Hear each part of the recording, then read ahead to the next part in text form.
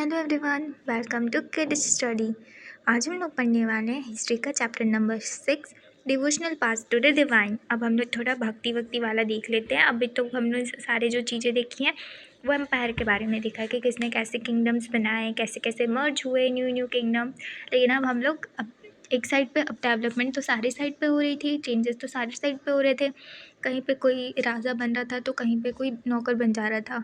तो अब जो है चीज़ें हमने देखा था कि वर्ना सिस्टम पहले बहुत चल रहा था ना।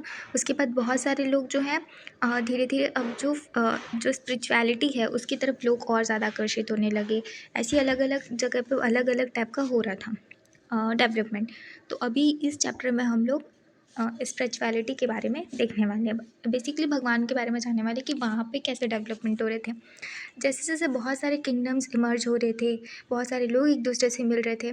पहले क्या होता था, लोग अपने ही देवी देवताओं को मानते थे जैसे वो पहले मानते आ रहे थे। लेकिन अब क्या है, बड़ी बड़ी किंगडम्स बनते जा रही है, लोग इमर्ज होते जा रहे हैं, एक साथ मिलते जा रहे हैं। कहीं पे कोई लोग दूसरे जगह पे शिफ्ट हो रहे हैं, कहीं के लोग यहाँ आ रहे हैं, ऐसे धीरे धीरे हो रहा था। तो क्या हो रहा था कि जो नए नए आइडियाज़ हैं वर्शिप के वो इमर्ज होते जा रहे थे, वो और ज़्यादा आते जा रहे थे। पहले के लोग ना बहुत ये सब चीज़ों में मानते थे कि अभी भी मानते हैं कि पुनर्जन्म जन्म ये सब होता है, और ये बहुत सारी जगह पे एक्सेप्ट भी किया जाता था। मतलब ये बहुत बैडली एक्सेप्ट किया जाता था, मतलब बहुत सारी जगह पे। वैसे ही एक आइडिया और था वर्ना सिस्टम में। वहाँ पे ये था कि जितने भी ह्यूमन बींग हैं ना वो इक्वल नहीं है। उनका जन्म अगर किसी राजा के घर में हुआ है, इसका मतलब वो एक प्योर, मतलब एक बहुत बड़ा कुछ किया है, इसलिए उसका जन्म राजा के फैमिली में हुआ है और हाई कास्ट में हुआ है। क्यों? क्योंकि वो कुछ यूनिक है। इसमें इनइक्वालिटी हमें समझ में आ रही है। तो ऐसा सिस्टम था वहाँ पे, लोग इसे एक्सेप्ट भी करते थे। लेकिन बहुत सारे जो लोग थे ना इस आइडिया से बिल्कुल भी खुश नहीं थे, और उन्होंने ये सब जो वर्ना सिस्टम को छोड़कर फिर वो लोग क्या किया, जो टीचिंग्स है बुद्ध और जैन्स की, वहाँ पे जाने लगे। क्योंकि वो वहाँ पे हमें इनइक्वालिटी देखने के लिए नहीं मिलती, हम वहाँ पे सबको इक्वली ट्रीट किया जाता है। तो इससे बहुत सारे लोगों को ईजी सा फील हो रहा था, कंफर्टेबल सा फील हो रहा था, और थोड़ा लॉजिक भी लग रहा था इसमें। तो लोगों ने क्या किया, बुद्ध और जैनिज़्म के टीचिंग्स की तरफ जाने लगे। क्योंकि उसमें बताया जा रहा था कि आप जो है पॉसिबल है सोशल डिफरेंस को ब्रेक करना, और जो ये जो रीबर्थ है, जैसे पुनर्जन्म जन्म वाला, या फिर कोई बहुत हाई सोसाइटी में जन्म लिया तो उसका बहुत ही अलग टाइप का कुछ होगा, ये सारी चीज़ों को ये सब तोड़ता था। ओके। तो इसी और बहुत सारे जो लोग हैं, अब सारे के सारे तो जैनिज़्म और बुद्ध में नहीं चले गए। तो उसके बाद क्या होता है कि बहुत सारे लोग अट्रैक्ट हो गए थे सुप्रीम गॉड से। सुप्रीम गॉड कौन? विष्णु, दुर्गा, शिव, शिव भगवान। तो ये लोगों से ये लोग अट्रैक्ट हो गए थे। इन्हीं इनमें दिखता था। अब अलग अलग सबका पर्सपेक्टिव तो अलग हो सकता है ना, अपने तरीके से देखने का नज़रिया। इनइक्वालिटी को तो बहुत कम सपोर्ट किया जा रहा था। अब धीरे धीरे आता है तब देखोगे कि इनइक्वालिटी को बहुत कम सपोर्ट किया जा रहा था। लेकिन उसके बाद भी अब लोग अपना अपना सुप्रीम गॉड जिसको भी मानते थे उनकी टीचिंग के टुवर्ड्स जाते जाते थे। ओके। जैसे कि लोग ने जो है एक डिवोशन जो होता है, भक्ति बोल सकते हो, लोगों ने वहाँ जाना चालू किया। ओके। जैसे लोगों ने जो भगवद गीता में बोला गया है उनके टुवर्ड्स बहुत ज़्यादा अट्रैक्ट हो गए, तो उसमें जाना चालू किए। और ये जो भगवद गीता और ये जो डिवोशन वाली जो जो बुद्धिज़्म और जैनिज़्म की टीचिंग वाली है, ये धीरे धीरे और ज़्यादा पॉपुलर होने लगी कॉमन एरा में। अब हम क्या देखते हैं कि जैसे कि विष्णु, शिव और दुर्गा, ये लोग तो अब सुप्रीम डीटीज़ हो गए। जैसे कि अब इनका वर्शिप करने जाने लगा तो इनका ना रिचुअल भी बनाने जाने लगा, कि बहुत बड़े बड़े रिचुअल्स होते थे जो ये लोग परफॉर्म करते थे, बहुत खुशी खुशी से परफॉर्म करते थे, और अपने सुप्रीम गॉड जिसको भी मानते थे उनके लिए ये लोग करते थे।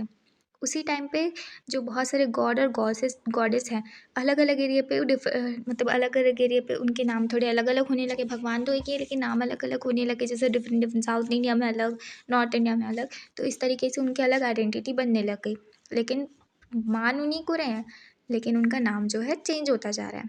अब ये धीरे धीरे क्या होता है, अब लोगों ने कहानियाँ बनाना चालू किया, या कहानियाँ जो भी हो, जो प्रोसेस है, लोकल जो मिथ्स हैं, या फिर जो जिसने अपनी पौराणिक स्टोरी में लिखे हैं उनको लोगों ने पास ऑन चालू करना तो चालू किया, generation to generation. Method of worship इन्होंने चालू किया, जो बताया गया था इन्हें, या ये इन्होंने खुद से निकाला था। जो मेथड ऑफ वर्शिप है इनको भी इसने मतलब पूरा पॉपुलर किया इन्होंने। बहुत सारे जो पुराण्स हैं वो लोग जो है लोकल कल्ट में इंट्रोड्यूस कराया गया। कल्ट क्या होता है? Group of people. ओके। पहले क्या है, जैसे कि पुराण्स में ये बताया जाता था कि जो भगवान का जो ग्रेस है, वो सबके लिए है, वो किसी पर्टिकुलर कास्ट के लिए नहीं है। जैसे कि आप अगर वर्शिप कर रहे हो दुर्गा का, तो आप एक पर्टिकुलर रिलीजियस से हो तभी दुर्गा का पूजा करोगे तो ही आपको मतलब ग्रेस मिल पाएगा, ऐसा कुछ भी नहीं था। इन पुराण में बताया गया है कि सबको इक्वली ट्रीट करना है, कोई भी कास्ट के हो वो, इन्हें जो भगवान का जो ग्रेस है वो रिसीव होगा। तो इसी तरीके से इसी को हम भक्ति बोलते हैं। ओके, आपने बहुत सारे देखे होंगे लोगों को जो भक्ति, वो कोई भी वर्ष, जैसे कि मान लो एक शिव है, उसे हिंदू भी मानते हैं और बहुत सारे साउथ इंडियंस भी मानते हैं, नॉर्थ इंडिया वाले भी मानते हैं, वेस्ट और ईस्ट इंडिया वाले भी मानते हैं। तो गॉड तो एक ही है, लेकिन ये जो भक्ति है वो बहुत ज़्यादा पॉपुलर है लोगों के बीच में। तो ऐसे ऐसे धीरे धीरे भक्ति का जो आइडिया धीरे धीरे पॉपुलर होते गया, क्योंकि इसमें इनइक्वालिटी नहीं थी। इसके अलावा जो बुद्धिस्ट और जैनिज्म है ना, उन लोग ने भी इस बिलीफ को अडॉप्ट करना चालू कर दिया था।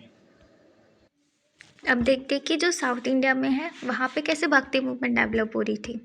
हम नारायण और अलवार्स के बारे में जानने वाले। नारायण कौन होते थे? नारायण ना जो साधु होते थे जो शिव जी की पूजा करते थे, और जो अलवार्स कौन होते थे? अलवार्स वो लोग होते थे जो साधु होते थे, वो लोग विष्णु जी की पूजा करते थे। ओके, 7th और 9th सेंचुरी के अंदर बहुत सारे रिलीजन का इमर्जेंस हो रहा था। उस इमर्जेंस में एक और जो था रिलीजियस, वो भी आ रहा था सामने, जो नारायण्स और अलवार्स देखते थे। ये लोग क्या करते थे, ये ऐसे नहीं था, ये लोग अनटचेबिलिटी को बिल्कुल क्रिटिसाइज़ करते थे। क्यों? क्योंकि इन लोग का मानना था कि सब कोई इक्वल होते हैं। तो इसमें क्या होता था कि जितने भी जो शिव भगवान की पूजा कर रहे हैं या फिर विष्णु की पूजा कर रहे हैं, ये कोई भी हो सकता था। जैसे कि वहाँ पे पुलियार और पनार्स थे, ये लोग अनटचेबल थे, लेकिन फिर भी ये लोग उस ग्रुप में रहते थे, वहाँ पे पूजा करते थे भगवान का। लेकिन ये जो अलवार्स और नारायण्स है, ये लोग क्रिटिसाइज़ करते थे बुद्धाज़ एंड जैनिज़्म को। उन लोगों का मानना था कि आपको अपना घर छोड़ने की ज़रूरत नहीं है, आपको इतना स्ट्रिक्ट रूल फॉलो करने की ज़रूरत नहीं है। आप सिंपली अपने घर में बैठकर अपना जो प्यार है वो शिव और विष्णु भगवान के ऊपर दिखा सकते हो, और जो श्रद्धा का पार्ट, जो श्रद्धा है उसे अपना सकते हो। पाथ ऑफ सल्वेशन ये आप ले सकते हो। अगर आप घर में बैठ के सिंपली अच्छे से ध्यान लगा रहे हो, अच्छे से कुछ पूजा पाठ कर रहे हो, तो आपको जो पाथ ऑफ सल्वेशन है वो मिल जाएगा। और इन्होंने जो आइडिया है जो अबंडेंट प्यार का और हीरोइज्म का, ये उनको कहाँ से मिला था? ये आइडियल जो इनका था वो था संगम लिटरेचर से। ओके, जो तमिल लिटरेचर है, जो कि बहुत पहले अर्ली सेंचुरी कॉमन एरा में ये कंपोज किया गया था। और इससे जो है, इस जो संगम लिटरेचर से जो भी आता है उसको ब्लेंड कर देते हैं भक्ति के साथ। भक्ति के साथ ब्लेंड करने से इसकी वैल्यूज़ और भी ज़्यादा आने लगती है। ओके, क्योंकि पहले तो इनइक्वालिटी नहीं है, दूसरा आपको अपना घर वर छोड़ने की ज़रूरत नहीं है, आप अपने घर में बैठकर भी पूजा पाठ कर कर पार्ट टू सल्वेशन को अपना ले सकते हो। और जो थर्ड है नारायण, जो क्या थे, दूसरे दूसरे जगह पर जाते थे नारायण और अलवार्स, वहाँ पर बहुत प्यारे प्यारे पोएम बताते थे जो भगवान के ऊपर होते थे। वो अपना पोएम वगैरह बताते थे, मंदिर में जाते थे, और तो और वो वहाँ पे जाकर देखते थे, और वहाँ पे म्यूज़िक वगैरह का मतलब म्यूज़िक वगैरह गाकर लोगों को और भी ज़्यादा इस चीज़ के बारे में बताते थे और भक्ति से कनेक्ट करते थे। जो नारायण्स होते थे पहले वो कितने थे? 63 थे, और अलवार्स कितने थे?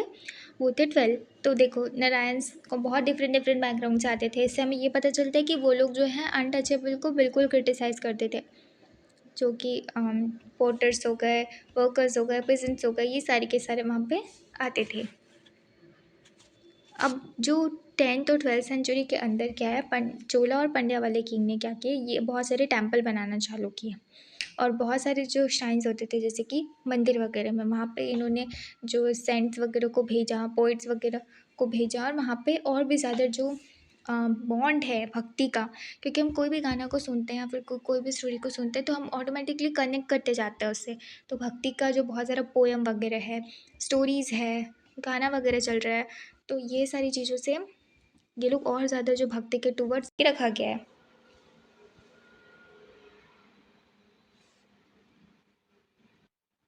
जो कबीर की टीचिंग थी ना वो कम्प्लीटली बेस्ड थी, जैसे कि हम जो है वॉल्यूशन वगैरह वाला, उनसे ये इनके अगेंस्ट में थी, और इन्होंने रिजेक्ट किया था बहुत सारे जो ट्रेडिशनल रिलीजन जो रिचुअल्स हैं उनको। इन्होंने मतलब ओपनली ऐसा बोला था कि जो एक्सटर्नल वर्शिप है ब्राह्मण, जिन्होंने किसी का भी साथ मतलब नहीं सोचा था कि मतलब ये सब भी होता है और इनसे हमें सैल्वेशन का पार्ट मिलेगा, ये सब जो है उन्हें बिल्कुल भी अच्छा नहीं लगता था। तो वो जो थे इन्हें रिजेक्ट करते थे ब्राह्मण, और जो मुस्लिम्स थे और जो इस्लाम्स वगैरह थे और बहुत सारे जो कास्ट सिस्टम थे, ये उन्हें रिजेक्ट करते थे। इनका मानना था कि हमें जो है ना एक साथ इक्वली ट्रीट करना है सबको, और हमें जो है सबको सर्व करना है, मतलब जो पीपल नीड में है। इन्होंने बहुत सारे जो हिंदी में ही लिखा है, बहुत सारे जो पोएम्स हैं, ताकि जो लोग हैं, जो लोकल पीपल्स हैं, उनको अच्छे से समझ आ पाए। लेकिन उन्होंने कहीं कहीं पे जो क्रिप्टिक लैंग्वेज है ना उसको भी यूज़ किया, इसलिए थोड़ा सा डिफ़िकल्ट हो जाता है इनको फॉलो करना। कबीर मानते थे कि ये जो गॉड है, जो सुप्रीम गॉड है, वो फॉर्मलेस है, उनका कोई फॉर्म नहीं है। और उन्होंने बोला था कि हमें सैल्वेशन का पाथ चाहिए तो वो हमें इंटेंस डिवोशन से ही मिलेगा। जो कबीर के जो फॉलोवर थे ना, वो मुस्लिम्स और हिंदूज़ थे बहुत सारे। अब हम बाबा गुरु नानक के बारे में पढ़ लेते हैं। गुरु नानक जी का जो जन्म था वो 1469 में हुआ था और इनकी डेथ 1539 में हो गई थी। हमें जो है बाबा गुरु नानक के बारे में कबीर से ज़्यादा पता चलता है। ओके, इनका जो जन्म था वो तलवंडी में हुआ था, जो कि पाकिस्तान में है। जब ये अपना जो सेंटर इस्टेब्लिश करने वाले थे उसके पहले ये पूरा जो बहुत अच्छे से घूम लिए थे, बहुत अच्छे से देख लिए थे कि कहाँ पे इस्टेब्लिश करना चाहिए और क्या क्या चीज़ों की ज़रूरत होती है। इन्होंने रवि रिवर के पास जो है इसे इस्टेब्लिश किया था, करतारपुर में। ओके, इनके जो ये संग करते थे ना, बहुत सारे सिंगिंग्स, वो अपने हाइम्स वगैरह को, ये अपने जो सिंगिंग्स और हाइम्स है वो अपने फॉलोवर के लिए इस्टेब्लिश करे थे। ओके, इनके जो कास्ट में मतलब इन्होंने जो इस्टेब्लिश किया था उनमें ऐसा कुछ भी नहीं था कि ये कास्ट के लोग नहीं आएंगे, वो कास्ट के लोग नहीं आएंगे, या ये जो छोटा काम करता है तो नहीं आएंगे, वो बड़ा काम करता है तो वो आएंगे, ऐसा कुछ भी नहीं था। इनके में कोई भी आ सकता था, वो कोई भी जेंडर के हो सकते थे, कोई भी कास्ट के हो सकते थे, और कितने भी लोअर या अपर हो सकते थे।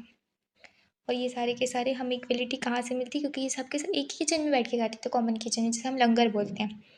इन्होंने जो बहुत सारे जो लोग थे उनके रहने के लिए धर्मशाला बनाए थे, जिसको अभी हम गुरुद्वारा के नाम से जानते हैं। जब बाबा गुरु नानक की डेथ हो रही थी 1539 में, उससे पहले गुरु नानक बाबा जो बाबा गुरु नानक थे उन्होंने उनके ही फॉलोवर को सक्सेसर की तरह अपॉइंट किया था, जिसका नाम था लेना। जो कि बाद में चल के मतलब इनका नाम पॉपुलर है गुरु अंगद की अंगद, जो सिग्निफाई करते थे कि ये गुरु नानक के ही पार्ट हैं, वो खुद एक गुरु नानक के पार्ट हैं। और जो गुरु अंगद थे ना, उन्होंने उन्होंने क्या किया, अपने जो कंपोजिशंस थे और जो बाबा गुरु नानक के कंपोजिशन थे, उन्होंने इसमें अपने जो स्क्रिप्ट है उसको ऐड कर दिया उनके साथ, और जिसका नाम फिर बाद में पड़ा गुरुमुखी। फिर उसके बाद जो गुरु अंगद के और 3 सक्सेसर थे, उन्होंने गुरु नानक के नाम के साथ साथ अपने जो कंपोजिशन थे उसको कंपाइल किया, जिसको उन्होंने गुरु अर्जुन करके कंपाइल किया था, जिस नाम पर 1604 में। उसके बाद जो इनकी कंपाइलेशन थी ना, उसमें और ज़्यादा राइटिंग्स मतलब बहुत ज़्यादा लिखा गया था, जिसमें शेख फरीद, संत कबीर, भगत नामदेव, गुरु तेज बहादुर, इनके भी बारे में वहाँ पे था, और इनकी भी कुछ स्क्रिप्ट्स वहाँ पे थी। फिर 1706 में ये जो सारे कंपाइलेशन थे उनको ऑथेंटिकेट किया गया था गुरु तेज बहादुर, जो सन और सक्सेसर थे गुरु गोविंद सिंह के। ओके, जिनको अभी जाना जाता है गुरु ग्रंथ साहिब के नाम से। ये एक होली स्क्रिप्चर्स है सिक्स का। देखो, बहुत सारे जो नंबर में बाबा गुरु नानक के फॉलोवर इंक्रीज होते जा रहे थे 16 सेंचुरी में, इनके सक्सेसर्स के अंडर में।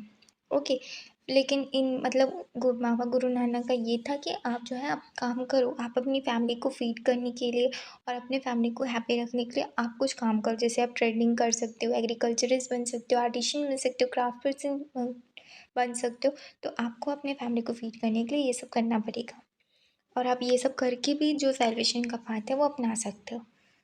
उसके बाद जो है, मतलब इनके में मेनली सैल्वेशन नहीं था, इनके में था तो एक जो लोगों के लिए सर्व करना है और अच्छे के लिए सर्व करना है और सबकी हेल्प करना है, इनका ये था जो मेन मोटिव था।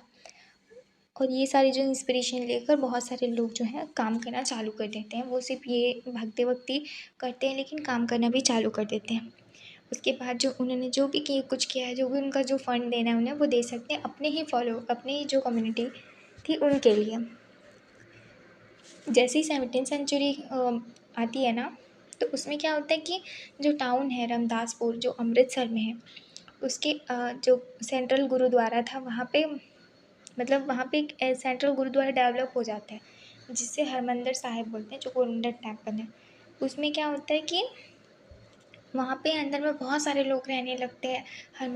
मतलब जो था वहाँ पे गुरुद्वारा के आसपास, तो ऐसा मान सकते कि स्टेट के अंदर ही स्टेट बसा हुआ था। ठीक है।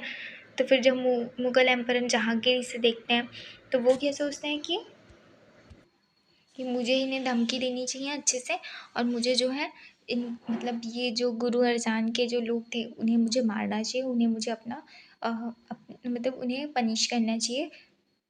ओके, वो ऐसा सोचता था। अभी तक जो है जो सिख सिख कम्युनिटी के लोग थे वो क्या कर रहे थे, वो लोग सर्व कर रहे थे बहुत प्यार से, बहुत अच्छे से रह रहे थे। लेकिन फिर जो है जब वो अटैक करते हैं ना एम्परर जहांगीर जो गुरु अर्जुन के कम्युनिटी के ऊपर, तो फिर इन्हें पॉलिटिक्स में आना पड़ता है। 17th सेंचुरी में ये भी अपना मतलब सिख मूवमेंट लाते हैं पॉलिटिक्स में आने के लिए। ये यहाँ पे क्या करते हैं, गुरु गोबिंद सिंह ने ना 1699 में खालसा बनाया था। खालसा वो कम्युनिटी है जो प्रोटेक्ट करती है लोगों को। अगर उनके खिलाफ जो भी अगर कोई प्रोटेस्ट कर मतलब जो भी कुछ भी कर रहा है, उन्हें नुकसान पहुँचा रहा है, तो ये खालसा कम्युनिटी उनके अगेंस्ट में जाती थी और उन्हें सबक सिखाती थी। जो कम्युनिटी थी सिख्स की, उन्हें खालसा पंथ बोला जाने लगा।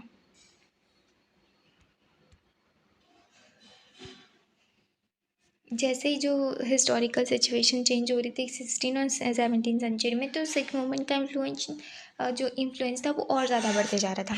जो आइडिया था बाबा गुरु नानक का, वो बहुत ज़्यादा लोगों पर इम्पैक्ट करते जा रहा था। वो उनका मानना ये था कि एक ही गॉड होता है, हमें उन्हीं की वर्शिप करनी चाहिए। इनमें इक्वलिटी थी। यहाँ पे कोई भी कास्ट के, कोई भी जेंडर के, कोई भी क्रीड के लोग आ सकते थे और अटेंड कर सकते थे लिबरेशन को। उनका जो आइडिया था लिबरेशन का, वो सिर्फ मतलब एक स्टेट का नहीं था जो इनर ब्लिस है। उनका ऐसा था कि हमें अपनी सोशल लाइफ को जीनी है, एक्टिवली जीनी है, और हमें जो है लेकिन अपने सोशल वर्क्स में बहुत ज़्यादा स्ट्रॉन्ग रहना है, हमें सोशल वर्क बहुत करना है। उन्होंने खुद को ही एक टर्म दिया था, नाम मतलब उन खुद को नहीं दिया था, उन्होंने खुद एक टर्म बनाया था, नाम, दान और इंसान। मतलब हमें ये सारी चीज़ों पर चलना है, हमें दान करना है, हमें इंसानों के लिए काम करना है, हमें एक दूसरे की मदद करना है। ये उनका एसेंस था टीचिंग का, जिनका उनके हिसाब से ये एक्चुअल मीन है। अगर हमें वर्शिप करना है तो हमें इस तरीके से वर्शिप करना चाहिए, और हमें लोगों को भलाई करना चाहिए, और हमें प्योर रहना चाहिए खुद। अब देखो 13 से 17 सेंचुरी के बीच में महाराष्ट्र में बहुत सारे नंबर के जो सेंट पोइट्स होते हैं ना वो आए। ये लोग क्या करते थे, ये लोग ना मराठी में पोयम गाते थे और लोगों को इंस्पायर करते थे एक जो पर्टिकुलर रिलीजन वगैरह को रिलीजन नहीं बोल सकते, लेकिन एक जो हमारे अंदर जो सेल्वेशन का पाथ है वो अचीव करने के लिए हमारी मदद करते थे थ्रू किसके, मराठी वाले गानों को गाकर। ओके। और इनमें से जो इम्पोर्टेंट जो जिन्होंने इंस्पायर किया है लोगों को वो है ध्यानेश्वर, जिन्हें हम ज्ञानेश्वर भी बोलते हैं, नामदेव, एकनाथ और तुकाराम। और इनमें से मूवमेंट्स भी बहुत सारे हैं जिन्होंने लोगों को इंस्पायर किया है भक्ति के आर्ट में आने का। वो थे सक्कूबाई और जो फैमिली ऑफ चोखा मेला थे ये लोग, और इसमें से बहुत सारे लोग अनटचेबल जो माहर कास्ट है उससे भी बिलोंग करते थे। ये जो भक्ति ट्रेडिशन था ये लोगों का, ये मेनली फोकस करता था विट्ठल पे। विट्ठल विष्णु भगवान को बोला जाता है। इनका एक टेम्पल था पंढरपुर में, और इनकी जो पर्सनल धारणाएं थी गॉड को लेकर, उनका ये था कि हमारे अंदर जो भी गॉड को हम बिलीव करते हैं वो हमारे अंदर ही रिसाइड करते हैं। ये करने के साथ साथ जो बहुत सारे जो सेंट पोएट थे ना, उन लोगों ने बहुत सारे जो रिचुअलिज्म होता था, जो ब्राह्मण लोग ने बताया था, ब्राह्मण लोगों ने कि ऐसा ऐसा कर लो, वैसे वैसा कर लो, ये करोगे तो फिर किसी का हत्या करोगे, बलि दोगे तो फिर तुम्हारा कास्ट कन्वर्ट हो जाएगा, तुम शुद्ध हो जाओगे, ये सब चीज़ों को वो लोग एकदम रिजेक्ट करते थे। और तो और किसी भी पशु पक्षी को मारना सिर्फ अपने फ़ायदे के लिए, उसका भी ये टोटली अगेंस्ट थे इनके। और जो सोशल डिफरेंस बताया गया था कि अगर कोई बहुत अच्छा है तो वो रिच कास्ट में ही बिलोंग करेगा, उनका बर्थ होगा, इसको भी उन्होंने रिजेक्ट किया था। उन्होंने जो जैसे कि हम अपना घर वर अ, छोड़ देते हैं और फिर जाते हैं अकेले वहाँ पे रहने के लिए जंगल में, फिर मेडिटेशन वगैरह करके सेल्वेशन का पाथ अपनाते हैं, तो उन्होंने इससे भी मना किया था। उन्होंने बोला था कि आप सिंपली अपने घर पे बैठो और जैसे बाकी लोग कमाते हैं और खाते हैं, अपने बच्चों को खुश रखते हैं, खुद खुश रहते हैं, अपनी पूरी फैमिली को खुश रखते हैं, वैसे रहो। और फिर लेकिन हाँ, तुम्हें सब कुछ करना है, लेकिन ये मेन है कि तुम्हें जो लोग नीड में हैं उनकी हेल्प करना है। और ऐसे ही जो ह्यूमनिस्टिक आइडिया था ना वो इमर्ज हुआ था भक्ति के थ्रू। ओके। उन और जैसे कि ये जैसा बोलते थे वैसे एक फेमस गुजराती सेंट थे नरसी मेहता, उन्होंने भी कहा था कि हम वैष्णव हैं, वो वैष्णव्स हैं और हमें दूसरों का दर्द समझकर उनकी मदद करनी चाहिए। अब हम लोग थोड़ा योगा का बैकग्राउंड समझ लेते हैं। ओके। नाथपंथीज और सिद्धार्थ एंड योगीज, बहुत सारे number of new new religion emerge होते जा रहे थे, तो उसमें एक और रिलीजन था जो इमर्ज होते जा रहा था, जो स्ट्रांगली क्रिटिसाइज करते थे किसको, जो कन्वेंशनल रिलीजन था कि आप ये कर दो, या सोशल ऑर्डर वर्ना सिस्टम, इसको भी ये लोग बहुत ज़्यादा इसको क्रिटिसाइज करते थे। उन्होंने बताया था, उन्होंने यूज़ किया था सिंपली लॉजिकल आर्ग्यूमेंट्स कि आप कैसे बोल सकते हो कि किसी की हत्या करने से हमें जो है ये जो भी हम चाहते हैं वो मिल जाएगा। ओके। ये इक्वलिटी पे बिलीव करते थे। और ये कौन थे, उनमें से ही जो ये चीज़ों का जो प्रचारण चालू किया गया था वो थे नागपंथी, सिद्धाचार्य और योगीज। ये लेकिन हाँ, ये ऐसा नहीं बोलते थे कि आपको घर पे रहना है, आपको क्या करना है, सिंपली अपने घर को छोड़ना है। रिनंशिएशन वाला पाथ ये लोग एडवोकेट करते थे। ओके। उनका मानना ये था कि अगर आपको सेल्वेशन चाहिए तो आपको मेडिटेशन करना पड़ेगा, और जो जिसे हम मान रहे हैं ना वो एकदम फॉर्मलेस है। रियलिटी यही है कि वो फॉर्मलेस है, लेकिन हम वननेस में बिलीव करें कि जो भी है एक ही है, लेकिन वो फॉर्म नहीं है उसका।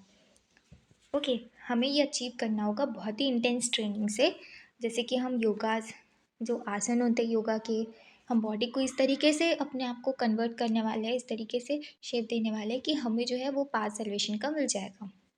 जैसे ब्रीदिंग एक्सरसाइज, मेडिटेशन, तो ये सारी चीज़ कर कर हमें सल्वेशन मिल सकता है, मिलेगा।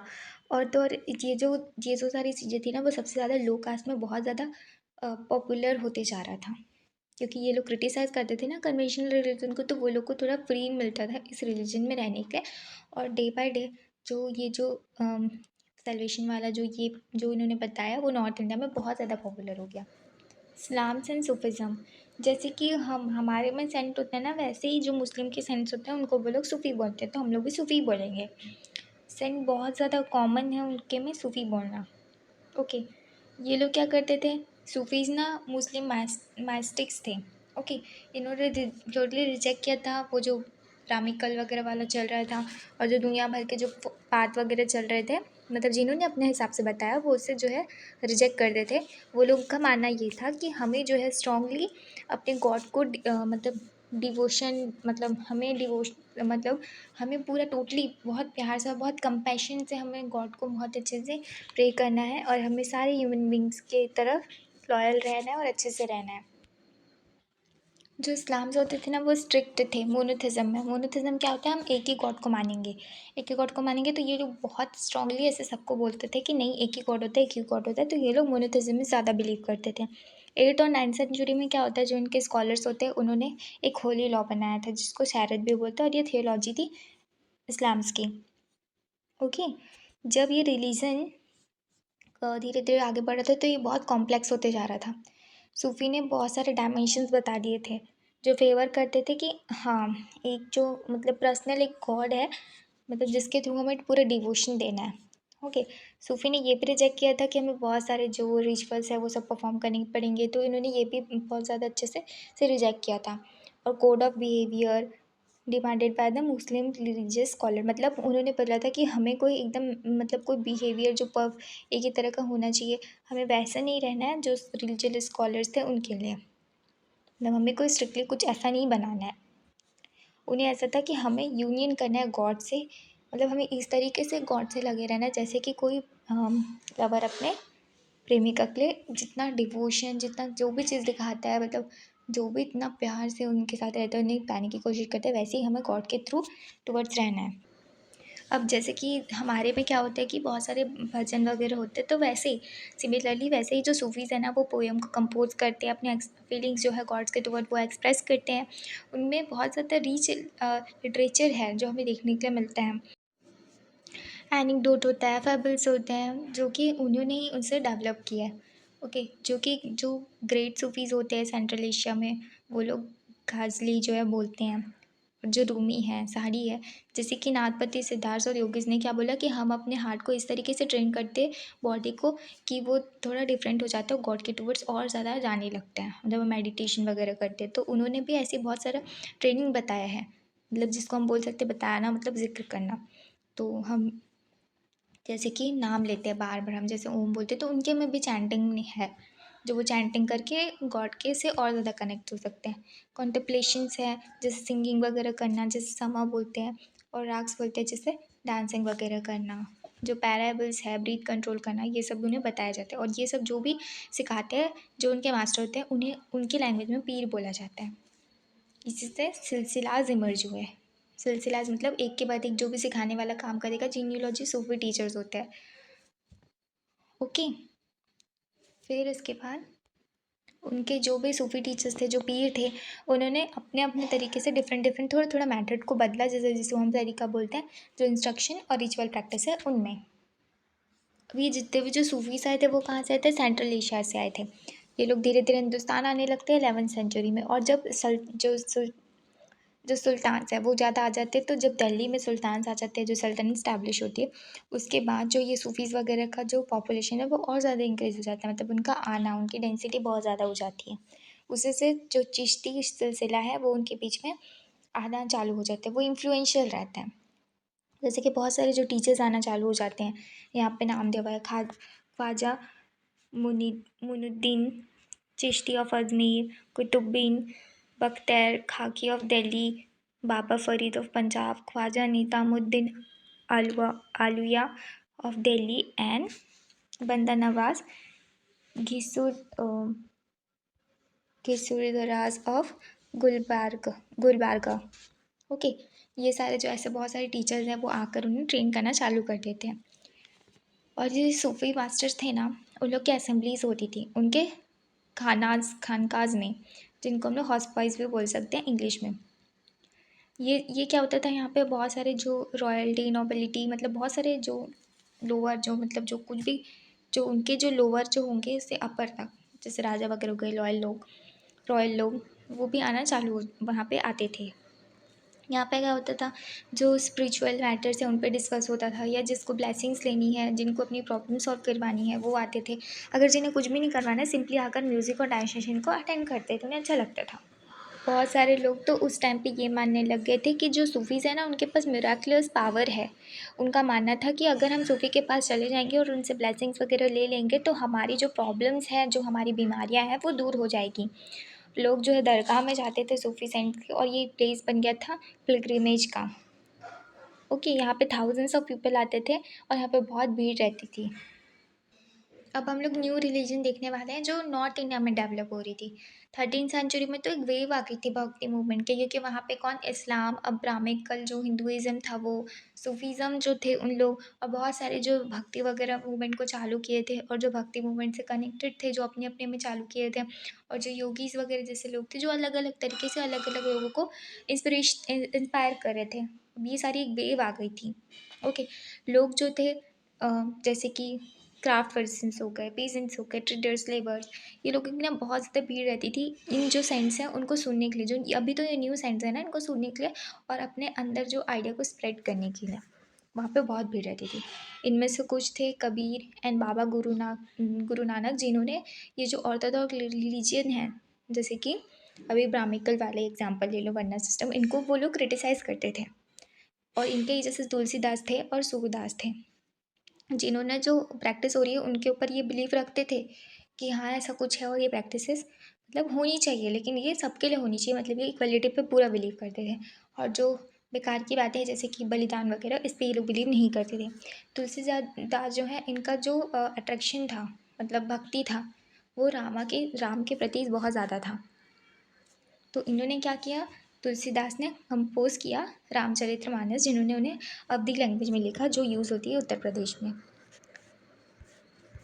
ये इम्पॉर्टेंट था, उनका जो एक्सप्रेशन था उनके डिवोशन के लिए, वो दिखाने के लिए, और as a literary work.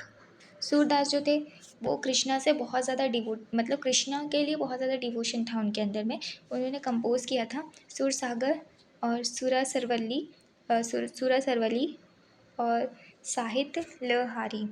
Okay, इन्होंने इस तरीके से ये सब सारी चीज़ों को कंपोज करके अपना डिवोशन बताया है। अब उन्हीं के एज के, जैसे कि जो तुलसीदास है, और जो सूरदास है, इनके एज के एक और थे शंकरादेव, ये असम के थे, ये 15th सेंचुरी में थे। इन्होंने क्या किया था, इन्होंने भी अपना डिवोशन विष्णु के प्रति बताया था और इन्होंने भी कंपोज किए थे पोयम प्लेस असमीज़ में। ओके, ये इम्पॉर्टेंट है जो यहाँ पे नाम है। उन्होंने चालू किया था प्रैक्टिस जो नाम घर में बैठने की, मतलब यहाँ पे लोग अपना कुछ भी मैटर वगैरह डिस्कस करते हैं या कुछ भी स्टोरीज वगैरह शेयर करते हैं, अच्छे जो मोटिवेशनल्स होते हैं या फिर लेसन्स वाले होते हैं, और प्रेयर वगैरह यहाँ पे ये लोग करते हैं और प्रैक्टिस करते हैं, और ये अभी तक होता आ रहा है नाम घर। इन ट्रेडिशन में जो जो सेंट्स का ट्रेडिशन था उसमें और भी लोग थे, जैसे कि दादू दयाल, रविदास और मीराबाई। मीराबाई कौन थी इसके बारे में तो आप बहुत अच्छे से जानते हो बहुत सारे लोग। तो मीराबाई एक राजपूत प्रिंसेस थी जो रॉयल फैमिली से बिलोंग करती थी, जिनका 16th सेंचुरी में इनकी शादी हो गई थी मेवाड़ से। मेवाड़ की जो रॉयल फैमिली थी उनसे मीराबाई जो रविदास की डिसाइपल बन गई थी। फिर इन्होंने वो रविदास कौन थे, ये अनटचेबल ग्रुप से बिलोंग करते थे, लेकिन इनका जो लव था टुवर्ड्स कृष्णा वो बहुत ज़्यादा था, और रविदास कृष्णा के बारे में बताते थे, तो वो कृष्णा की डिसाइपल थी। इन्होंने बहुत सारे जो भजन्स हैं और इनकी जो इंटेंस जो डिवोशन है वो उन्होंने एक्सप्रेस किया था। इनका जो किसका, मीराबाई का सॉन्ग्स इतना ज़्यादा अच्छा था कि उन्होंने ओपनली चैलेंज किया था किसको, नॉर्म्स ऑफ अपर कास्ट को, जो कि धीरे धीरे पॉपुलर हो जाते हैं राजस्थान और गुजरात जैसे एरिया में। सारे जो फीचर्स थे जो सेंट्स में होते थे वो लोग क्या होते थे कि ये लोग अपने रीजनल लैंग्वेज में कोई भी चीज़ों को कंपोज करते थे और उसे संग भी करते थे। ओके, ये बहुत ज़्यादा पॉपुलर होते क्या, और जैसे कि हमें जो अपनी दादी वगैरह से सुनने के लिए मिलता है, तो वैसे जनरेशन टू जनरेशन वहाँ से पास होते होते हम तक पहुँची। मेनली जो पुअरेस्ट लोग होते थे, जनरली जो पुअरेस्ट लोग होते थे और जो कम्युनिटी थी जिनका डिप्राइव कम्युनिटी होता था वो, और जो वुमेंस होते थे ये अपना ट्रांसमिट करते थे गाना गा गा कर। तो ये सारी चीज़ों से हमें एक्सपीरियंस मिलता है वहाँ तक का, मतलब लोग अभी जो सुनते आ रहे हैं वो बहुत सारे जो सेंट्स थे उनके क्रिएशंस हैं, और जो जनरेशन उन्होंने गाया है वो हम तक पास हुई है, जो कि हमारे अभी जो हम पॉपुलर जो हमारे कल्चर में है उसका एक पार्ट है। अब हम कबीर के बारे में क्लोजली देख लेते हैं कि उनकी लाइफ क्या थी और उन्होंने क्या क्या कंपोज किया था। कबीर कौन थे ये प्रॉबेबली हमें नहीं पता, लेकिन हम ऐसा अनुमान लगाते हैं, हम ऐसा हमारे अजम्पशंस है कि ये 15th और 16th सेंचुरी में रहे होंगे। ये बहुत ही इन्फ्लुएंशियल सेंट्स थे उस टाइम के, और अभी तक इनका जो इन्होंने इंस्पायर किया वो अभी तक चले आ रहा है। ये क्या देखो, अब कबीर हमें हमें सीख वाली जो रिलीजन है उससे हमें पता चलता है कि ये सीख वाले मतलब है, तो फिर ये वहाँ से, लेकिन फिर भी इनको जो है ना मुस्लिम जो जुलाहस थे, जिसे हम वीवर भी बोल सकते हैं, उन्होंने इन्हें पाला पोसा था। ये मुस्लिम फैमिली में पले पोसे थे, और ये कहाँ पे रहते थे, बनारस की सिटी के पास रहते थे। हमें इनके बारे में थोड़े ही जानकारी है, लेकिन हमें इनके बारे में बहुत सारे कलेक्शन साखी और पद पद से पता चलता है। इन्होंने उसे कंपोज़ किया था, और ये मतलब बहुत सारे लोगों के जगह जा जाकर भजन्स वगैरह गाते थे। और तो बहुत सारे जो इनकी जो जैसे कि कलेक्शंस है वो हमें बहुत बाद में भी मिलती आई है, जिसे हमने अभी प्रिजर्व करके रखा है, जो गुरु ग्रंथ साहिब और पंचवानी और भिजा के इनमें ने जो टीचिंग्स थी वो हमें रिमेंबर कराती है, जैसे नाम जनपना, औकृत करना, वन चखन चखन, जो इंडिकेट करते हैं importance of right believe, worship और ऑनेस्ट लिविंग, और दूसरों की मदद करना। जो बाबा गुरु नानक थे उनका आइडिया था इक्वलिटी का, और सोशली और पॉलिटिकली जो हम इम्प्लीकेशंस होते हैं उनका था। जो तुलसीदास थे, रविदास थे और जो कबीर थे, ये लोग हमें कहीं ना कहीं हमें गुरु नानक से सिमिलर लग रहे, क्यों, क्योंकि ये सब ने भी इक्वलिटी की मांग की थी, इक्वलिटी का एक धर्म बनाया था, और जो बाबा गुरु नानक थे उनने भी इक्वलिटी का जो मतलब बनाया था कि सबके सब इक्वल हैं। ओके, तो यहाँ पे हमारा चैप्टर एंड होता है। आई होप आपको ये वाला चैप्टर समझ में आया होगा। हमने इसमें जाना कि अलग अलग जगह पे अलग अलग जो हमारे रिलीजन्स है, जो हमारे डिवोशन है गॉड के लिए, वो हम अलग अलग वे से, मतलब सबका अलग अलग एक पर्सपेक्टिव था कि आप ये कर लो तो मिल जाएगा, वो कर लो, लेकिन आप इनर में क्या सोचते हो, अंदर आपके अंदर जो दिल में है वो आपके में क्या है, और आप मतलब आपके अंदर है, कोई भी हो, सबके सब यही चाहते थे कि हमें मोक्ष चाहिए, हमें सैल्वेशन चाहिए। तो सब ने अपने अपने तरीके दिए थे जैसे हम अभी तक मानते हैं। तो थैंक यू, मिलते हैं नेक्स्ट वीडियो में।